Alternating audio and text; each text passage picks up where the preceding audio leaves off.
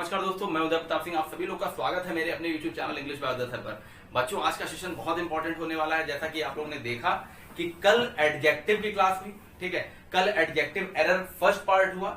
बहुत important concept से कल की क्लास में काफी इंपॉर्टेंट चीजें कल आप लोग को पढ़ाई गई। आज उसका दूसरा सेशन है।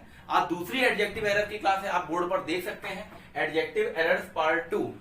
इसमें एक चीज और मैं ऐड करना चाहूंगा, पूरे कॉन्सेप्ट के साथ, पूरे ग्रामर के कॉन्सेप्ट के साथ आपको चीजें पढ़ाई जाएंगी, ठीक है। तो अभी स्क्रीन पर क्वेश्चंस आने वाले हैं, ठीक है। आप लोग आंसर दीजिएगा, अपनी तैयारी को चेक करिएगा। बहुत अच्छे रिस्पॉन्स, बहुत अच्छे फीडबैक आ रहे हैं और बहुत जल्दी आप लोगों को बहुत अच्छी न्यूज मिलने वाली है, गुड न्यूज मिलने वाली है। 1 से 2 दिनों में मैं आप लोगों को बहुत गुड न्यूज देने वाला हूं, ठीक है। तो क्वेश्चंस आपकी स्क्रीन पर आने वाले हैं, आप लोग आंसर देते जाइए। उसके पहले आप लोग सब्सक्राइब कर दीजिए, लाइक कर दीजिए, शेयर कर दीजिए और अगर बेल आइकन को प्रेस नहीं किया तो उसको भी प्रेस कर दीजिएगा। टाइम पे आपको वीडियो का नोटिफिकेशन चाहिए।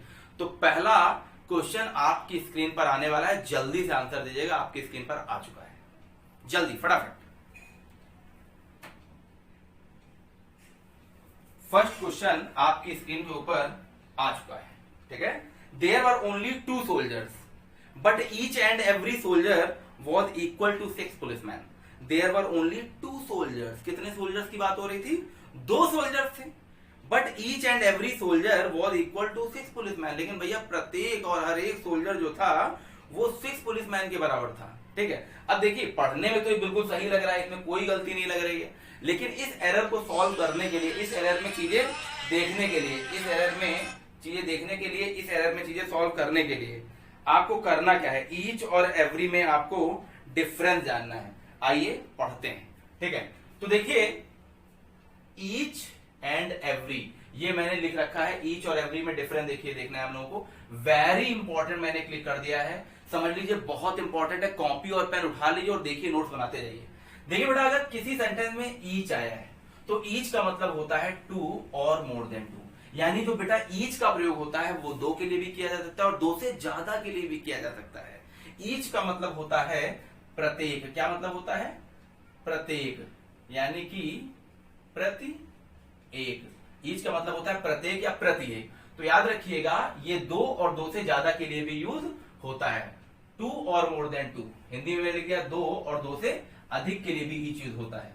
बट एवरी अगर किसी सेंटेंस में आया हो, एवरी, ध्यान दीजिएगा, एवरी आया हो या ईच एंड एवरी आया हो, ध्यान दीजिएगा, एवरी आया हो या ईच एंड एवरी आया हो। ईच और एवरी सेंटेंस में भी आया है, ध्यान दीजिए, ईच और एवरी सेंटेंस में भी आया है।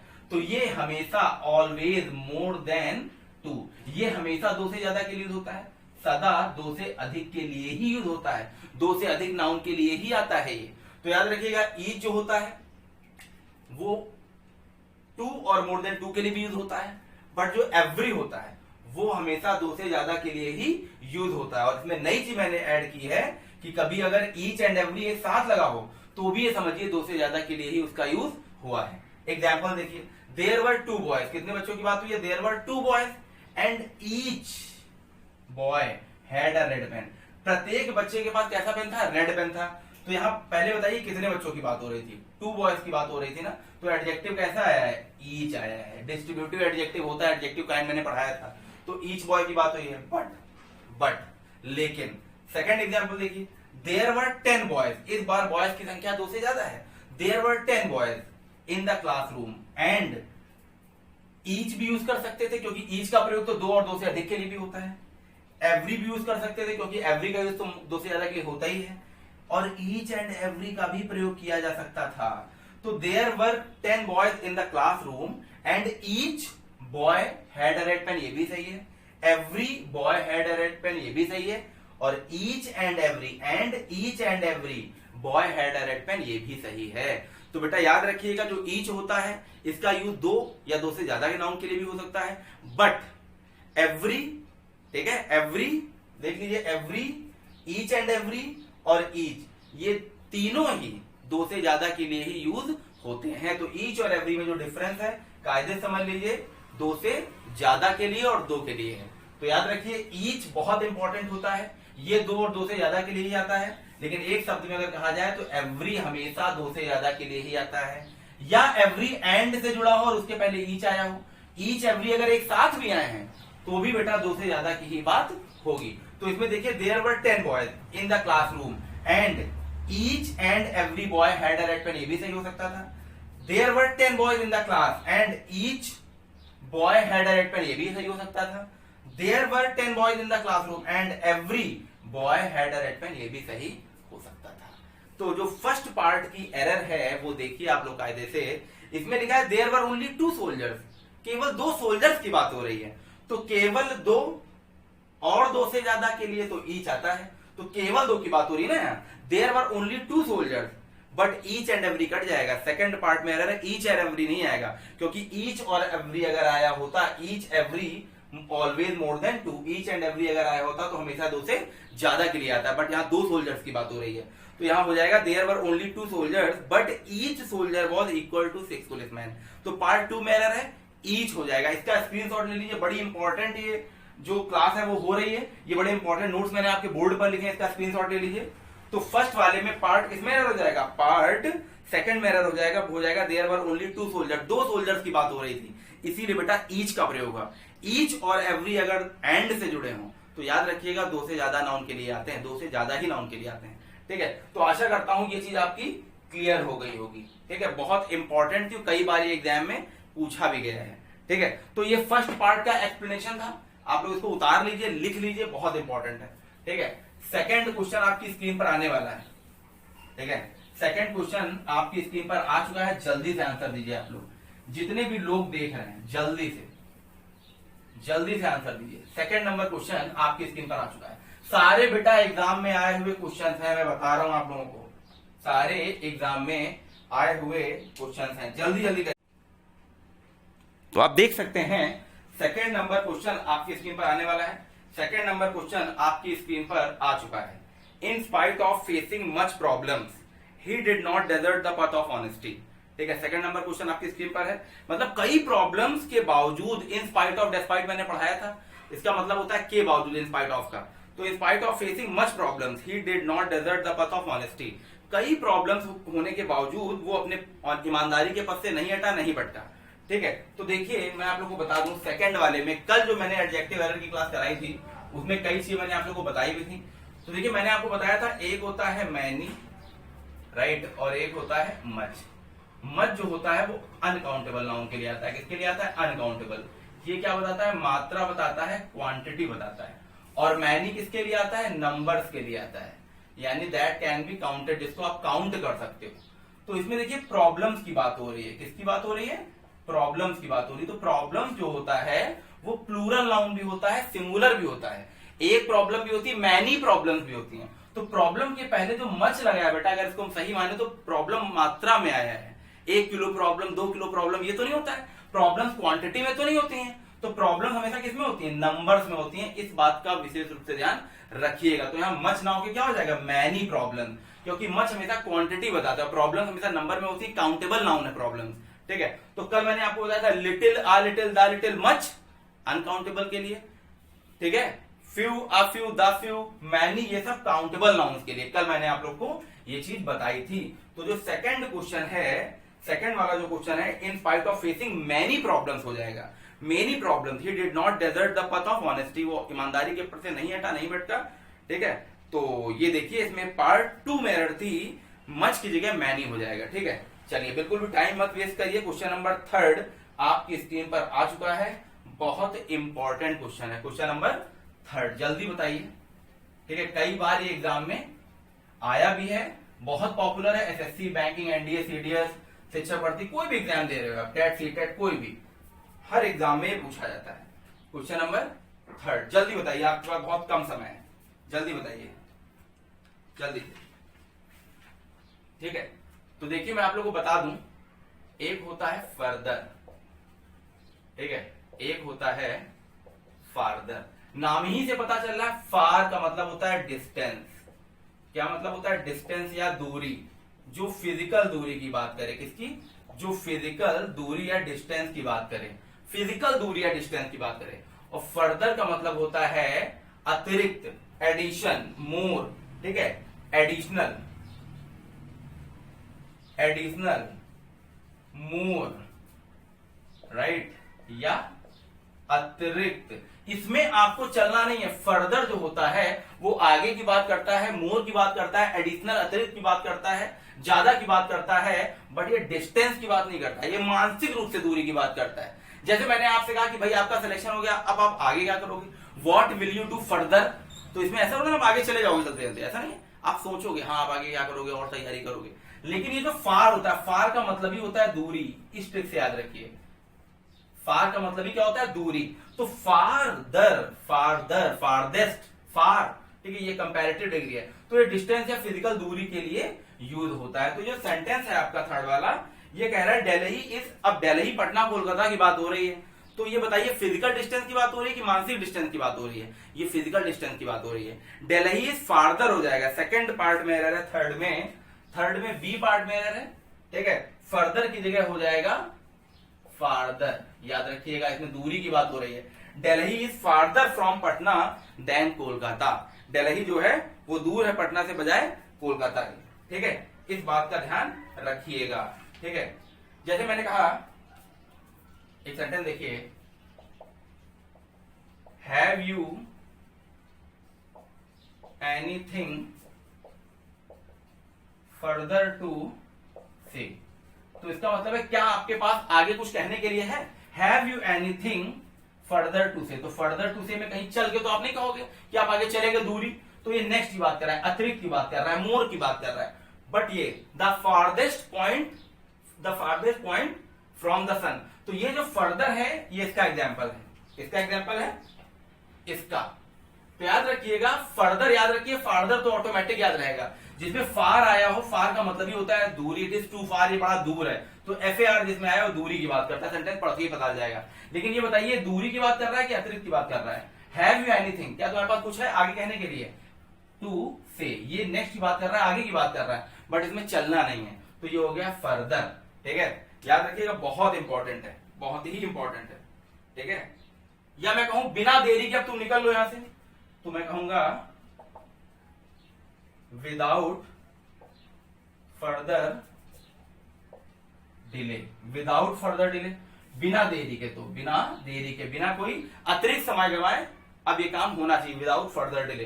तो इस वाले फर्दर पे रिसर्च करने की आप लोग को जरूरत है, ये फर्दर याद रखने की जरूरत है, ये फर्दर याद रखने की जरूरत नहीं, ये ऑटोमेटिक याद रहेगा, बस फार याद रखो, इसमें फार आया है, ठीक है बेटा। तो have you anything further to say, या आप मान लीजिए किसी जज, कोई जज किसी कैदी को रिहा कर रहा है, तो जज ने कहा आगे तुम क्या करोगे, तो ऐसा नहीं वो चला जाएगा, डिस्टेंस की बात नहीं करेगा, what will you do further, तो ये वाला फर्दर कि आगे तुम क्या करोगे, नेक्स्ट अतिरिक्त एडिशन की बात करता है, बट इसका मतलब दूरी नहीं होता है, दूरी का मतलब इसका होता है, ठीक है, फारदर। और सेंटेंस पढ़ के ही तुम्हें पता चल जाएगा किसमें दूरी की बात हो रही है, किसमें एडिशन और अतिरिक्त की बात हो रही है, ठीक है, ये चीज आप लोग ध्यान रखिएगा, ठीक है। या मैं कहूं एक सेंटेंस और देख लीजिए, द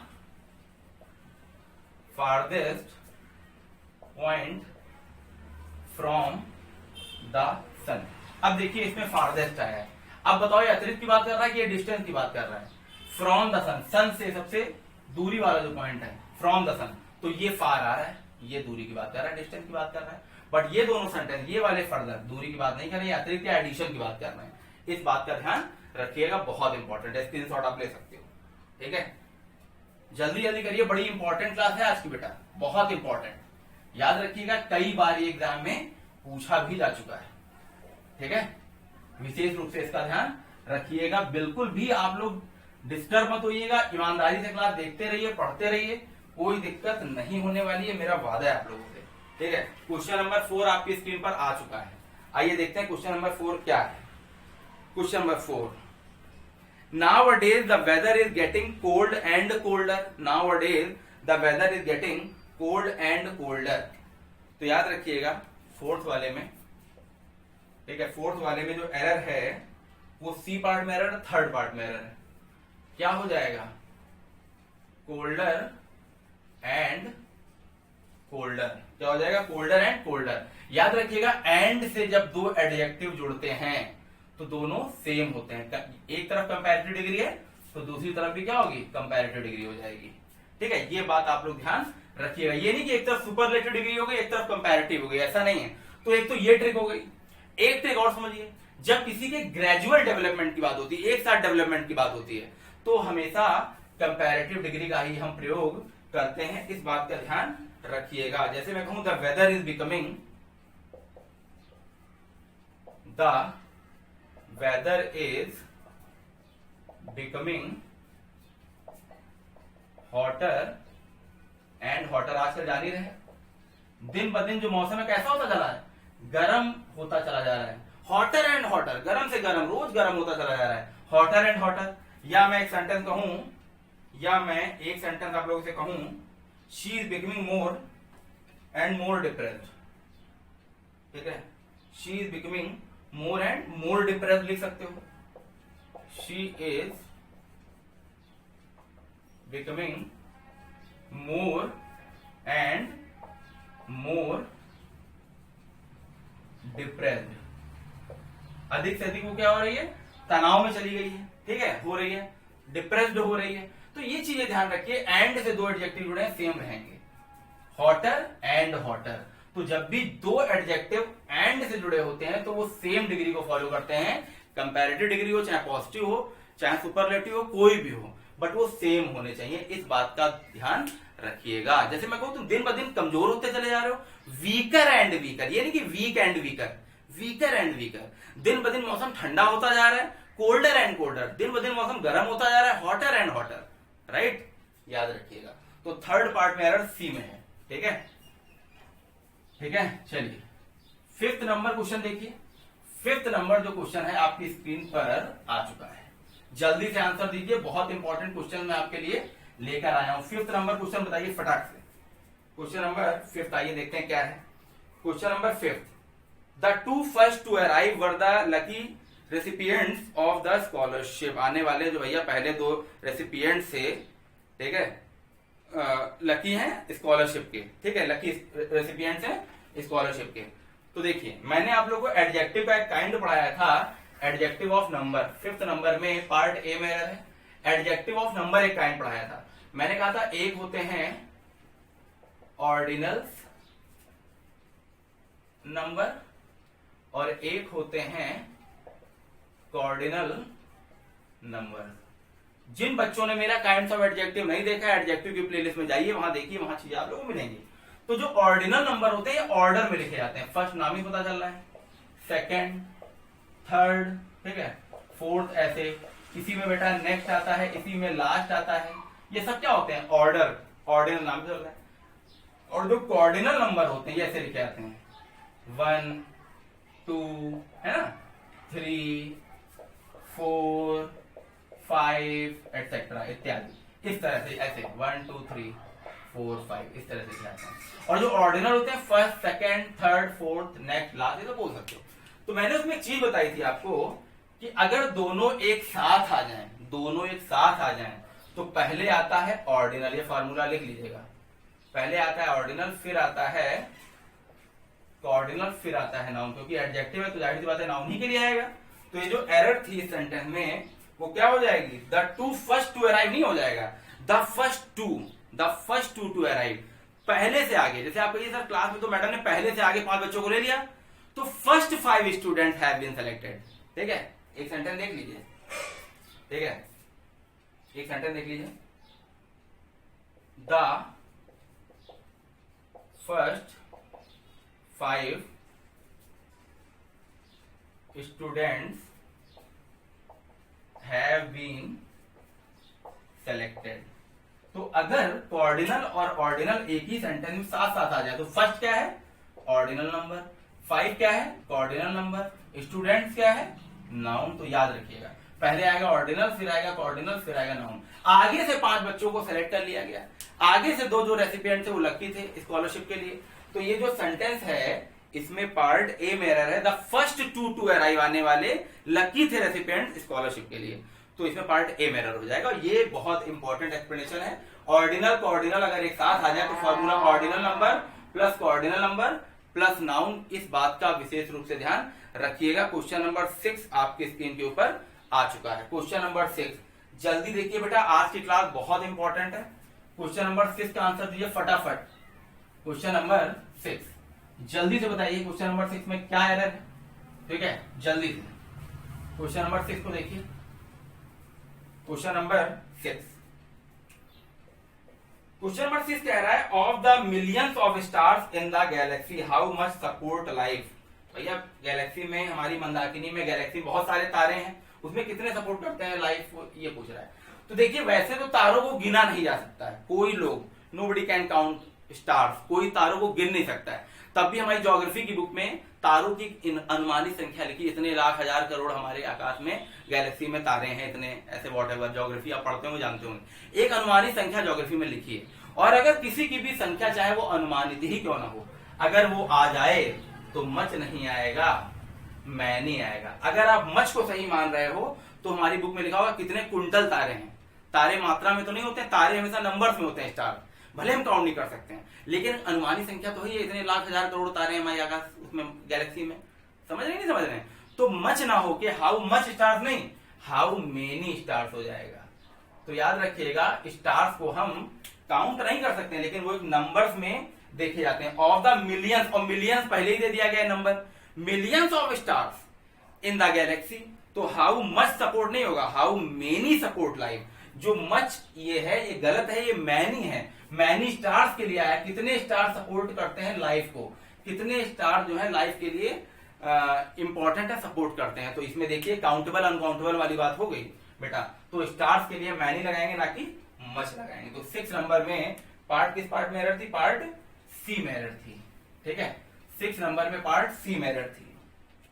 ओके चलिए अब आइए देखते हैं 7 नंबर आपकी स्क्रीन पर आ चुका है, जल्दी बताइए। 7 नंबर आपकी स्क्रीन पर आ चुका है, 7 नंबर, ठीक है, और मैं कुछ लिख रहा हूं, देख लीजिए। The little, few, a few, the few, उनके मतलब मैं कई बार बता चुका हूं। याद रखिएगा इनके बाद हमेशा आता है काउंटेबल नाउन, या कह सकते हो प्लूरल नाउन। और अगर काउंटेबल या प्लूरल नाउन है तो प्लूरल वर्ब भी आएगी। कैसी वर्ब आएगी, प्लूरल वर्ब।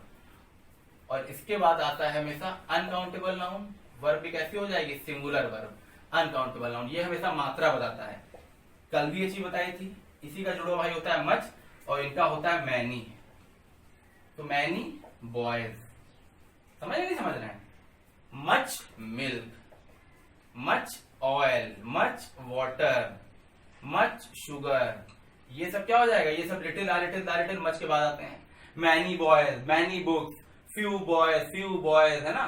तो ये सारी चीज देखिए, तो फ्यू आया तो जाहिर सी बात है नाउन कैसा आएगा, प्लूरल आएगा। ध्यान रखिएगा फ्यू के बाद आने वाला नाउन हमेशा प्लूरल आता है। तो अ फ्यू चैप्टर नहीं होगा, अ फ्यू चैप्टर्स हो जाएगा। A few chapters of this book are important for examination point of view. Examination point of view से कुछ चैप्टर जो है वो इंपॉर्टेंट है। तो a few chapters, a few positive sense में होता है थोड़े बहुत चैप्टर्स, ठीक है। तो few, a few, the few, little, a little, the little, केवल इतनी चीज जाननी है कि little, a little, the little, much के बाद अनकाउंटेबल नाउन सिंगुलर वर्ब आता है। ये हमेशा क्वांटिटी, मात्रा बताते हैं, ये हमेशा नंबर बताते हैं, मीनिंग दोनों की सेम होती है, बट इनके बाद आने वाला नाउन प्लूरल होता है, वर्ब भी कैसा होगा, प्लूरल होगा।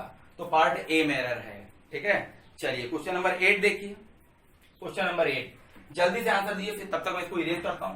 क्वेश्चन नंबर 8 देखिए, ये क्लास में घर से ही ले रहा हूं, अगर थोड़ी बहुत नॉइज आ रही है तो उसको आप लोग टॉलरेट करिए, उसको आप लोग समझिए, क्योंकि लॉकडाउन में जान ही रहे सारी सुविधाएं जो हैं बंद हैं, तो जितना हो पा रहा है, ठीक है, उतना हम लोग आप लोग को फैसिलिटीज दे रहे हैं, ठीक है। क्वेश्चन नंबर 8 देखिए, लास्ट क्वेश्चन है आज का, इसका आंसर सब लोग सही दीजिए, ठीक है, जल्दी बताइए। As, that that that as, so that that that as. अभी के लिए आपको इतना समझना है, जब दो नाउन इनसे अटैच हो, इनसे जोड़े जाएं, ठीक है, पहले का मतलब होता है उतना, इसका मतलब होता है जितना। एक सेंटेंस देखिए, Karan is as smart as Mohan, मतलब करण उतना ही स्मार्ट है जितना मोहन, उतना ही स्मार्ट है जितना मोहन। लेकिन ध्यान देने वाली बात है, यहाँ स्मार्टर नहीं लिखा है, स्मार्टेस्ट नहीं लिखा है, यहाँ पॉजिटिव डिग्री लिखी है। क्या लिखी है, पॉजिटिव। तो याद रखिएगा एज हो, सो एज हो, इन सबके बीच में हमेशा एडजेक्टिव की पॉजिटिव डिग्री आती है। कैसी आती है, पॉजिटिव डिग्री, ना कंपैरेटिव आती है ना सुपरलेटिव आती है, ठीक है। या मैंने कहा Vinay is not so smart as Mohan, Vinay उतना स्मार्ट नहीं जितना मोहन। तो ये चीजें आप लोगों को ध्यान रखनी है दो चीजें एज से जुड़ी हो, सो एज से जुड़ी हो, तो इसके बीच में हमेशा पॉजिटिव डिग्री आती है। एज क्या होता है, सो एज क्या होता है, सब कंजंक्शन में डिटेल से पढ़ाया जाएगा। बस बच्चे इतना याद रखिए, इन दोनों के बीच में जो डिग्री आएगी एडजेक्टिव की, पॉजिटिव डिग्री आएगी। कैसी डिग्री आएगी? पॉजिटिव डिग्री आएगी। तो he is as old as his husband, वो उतना ही ओल्ड है जितना, he is as old as his husband. बेटा ही गलत हो गया, शी होना चाहिए। शी इज एज ओल्ड यहां पे कर लीजिए, क्योंकि हस्बैंड हस्बैंड के लिए थोड़ा ना आएगा। She is as old as his husband, फिर भी शी लुक्स, देखिए शी आगे आया तो वो जो ही है मिसप्रिंट हो गया है, आगे शी आया है, सी की बात हो रही है। फिर भी she looks younger than him, फिर भी सी है, उससे यंग लगती है, उससे जवान लगती है, उससे स्मार्ट लगती है, ठीक है। तो हो जाएगा she is as old as his husband, फिर भी she looks younger than him. तो इसमें क्या हो जाएगा? ओल्डर नहीं होगा, ओल्ड हो जाएगा। पार्ट ए में एरर है, 8 नंबर के पार्ट ए में एरर है, तो हो जाएगा एज ओल्ड एज, राइट, ये होना चाहिए, ठीक है। तो ये आज का सेशन था, ये एडजेक्टिव के कुछ एरर्स थे, ये आए हुए हैं एग्जाम में। कैसा लगा आपको वीडियो जरूर कमेंट करिए, ठीक है, और शेयर करिए, लाइक करिए, सब्सक्राइब करिए। और जो भी आपकी प्रॉब्लम्स हो, जो भी क्वेरीज हो, फेसबुक पेज है हमारा इंग्लिश बाय उद्धव सर के नाम से, टेलीग्राम चैनल है इंग्लिश बाय उद्धव सर के नाम से, आप ज्वाइन कर सकते हैं, वहां सारी चीजें मैं आप लोग को दे रहा हूं, ठीक है। आशा करता हूं कि आज का वीडियो आपको पसंद आया होगा। बहुत जल्दी और भी इंपॉर्टेंट चीजें मैं आपके लिए लाने वाला हूं। Thank you for watching this video.